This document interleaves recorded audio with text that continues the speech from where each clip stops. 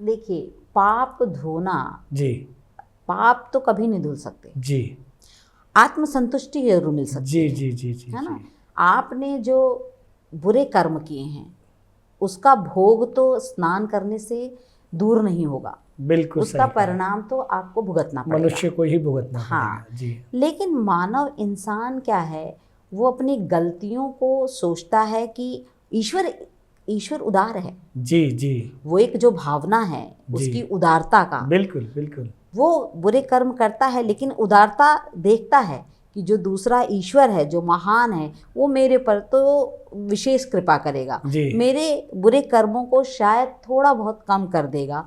इस भावना से वो जाकर के स्नान करता है, वो एक उसकी आत्मसंतुष्टि होती है, आत्मसंतुष्टि है, उसकी बल्कि आत्मसंतुष्टि है। जो उसने जिया है वो उसे भोगना हाँ, पड़ेगा। पाप तो उसने किया है, बुरे कर्म कर्म कह सकते हैं, पाप कहना तो मुझे लगता है हमारे शब्दों कर्म, में, बिल्कुल। जुबान पर हम इसके हकदार नहीं है कि हम कहें, हाँ, लेकिन बुरे जो कर्म, व्यक्ति कर्म करता है उसे वही भोगने होते बिल्कुल, हैं। क्योंकि कर्म से ही तो हमारी भाग्य रेखाएं निर्मित जी हैं। जी जी हमारे जी हाथ की जो रेखाएं जो हर सेकंड बदलती हैं, बिल्कुल। तो जैसा कर्म हम करेंगे वैसा परिणाम हमें भुगतना पड़ेगा। जी वो सिर्फ हमारे मन की दिलासा है, जी हम अपने को संतुष्ट करना चाहते हैं कि वाह हाँ गलतियां हमने कर दी हैं।